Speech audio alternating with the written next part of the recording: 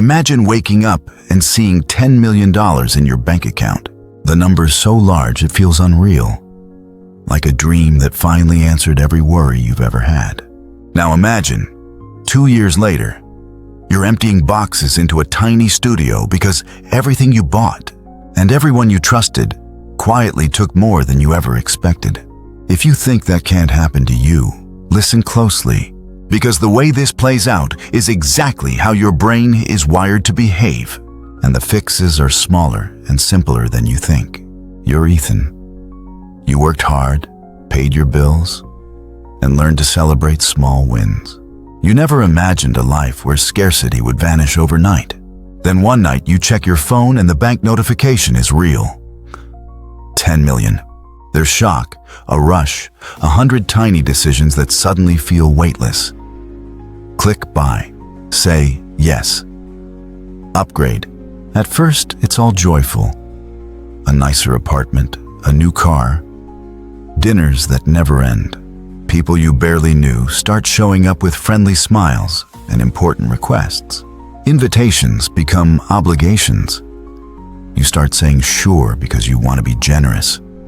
You want to prove this new version of yourself is worthy of his new life. You don't notice the slow leak beneath the glamour. The subscriptions, the maintenance, the friends who become expenses. Each small yes becomes a steady drip that, together, empties a lake. Here's the twist.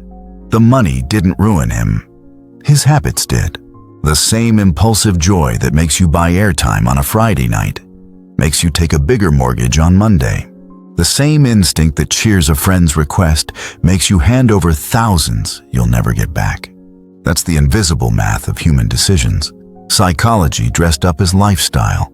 A week after the win, he makes one decision that seems harmless. He signs for a house without a plan. The house is beautiful. The payments are not. In month 2, he lends $50,000 to someone who's definitely going to pay me back. In month 3, he skips a meeting with a sober financial advisor because he's exhausted from celebrations. None of these choices feels catastrophic alone. Together, they are. You might be thinking you'd never be that reckless. But ask yourself, have you ever justified a purchase because this is a special moment? Have you ever said yes to someone you care about, even though your budget would scream no? Those tiny permissions are how fortunes erode. They're how ordinary people become astonishingly vulnerable. Then the unexpected happens. A deal you trusted collapses. A risky investment goes south. A margin call appears with numbers that make your stomach drop. Suddenly, the monthly bills for the car, the house, the lifestyle, everything that was supposed to be sustainable, become a storm. The people who celebrated with you disappear from the bills and reappear in the group chat, asking for more. The same friends who clinked glasses with you at the beginning are the ones who ask for help when the bank calls. At the lowest moment, Ethan sits in an empty living room and realizes he never built a system. He treated money like a feeling to be chased, not a machine to be built.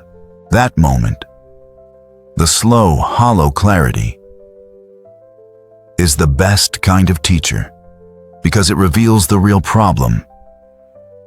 Not money itself, but the absence of boundaries and systems that survive your excitement. This is how you protect yourself. The first rule is identity before money.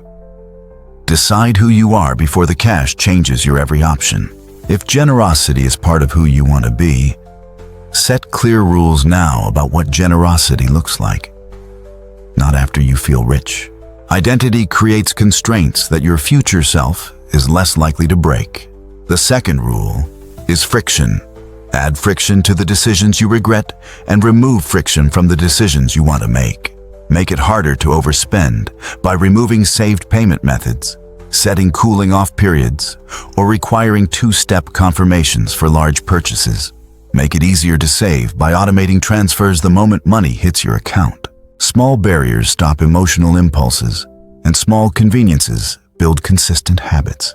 The third rule is automation for the essentials, not the extras. Pay yourself first.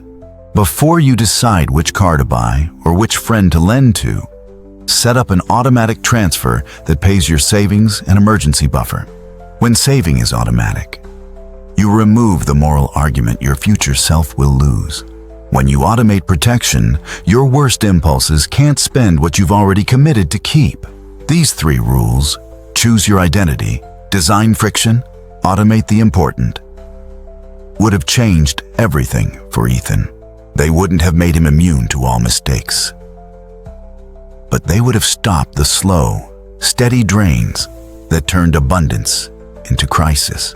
Now, here's a tiny habit that turns those rules into action. Pick a small, non-negotiable amount to move automatically every week. It doesn't have to be dramatic. $5 a week, set and forget, starts you on a different path. Incremental wins build identity. A weekly habit trains your brain to protect the system, not fight it. That tiny habit compounds in behavior as much as compound interest does in finance. Think about the last time you justified a purchase, because this is a special day. Think about the last time you felt guilty saying no to someone. Those moments are signals. They show where to add friction, where to automate, and how to define your identity so you can say yes to the right things without betraying your future. If you're wondering how to start right now, set up one automatic transfer that happens the day you receive income. Remove one saved card from your favorite shopping app. Draft the sentence you will say when a friend asks for a big loan. I can't help with that, but I can help in this other way. Small sentences, small steps, big protection. Everyone thinks more money solves everything. But money magnifies who you already are. If you're generous, it amplifies generosity. If you're impulsive, it amplifies impulse. That's the power and the danger. Your best defense is not more knowledge. It's simple design. If hearing Ethan's story felt close to home, you're not alone. Drop a comment with the moment you realized money was harder than you expected. Tell us one tiny habit you'd start tomorrow. I read every comment because these stories aren't just entertainment. They're a map of how real people live and recover. If you want the exact, practical trick that would have stopped Ethan from losing everything, click the next video titled, "The $5 Habit That Builds Wealth." It shows how to set up the automatic transfers, what to automate first, and a 5-minute routine that makes your finances run without relying on willpower. Do that one thing, and you'll be shocked how many future problems you prevent. If this story hit you, tap like, subscribe for more cinematic lessons about money and human behavior, and share this with a friend who thinks they'd handle a windfall better than anyone. Start small. Build a system. Protect your future self. Click the next video, and let's make sure your story never ends like Ethan's.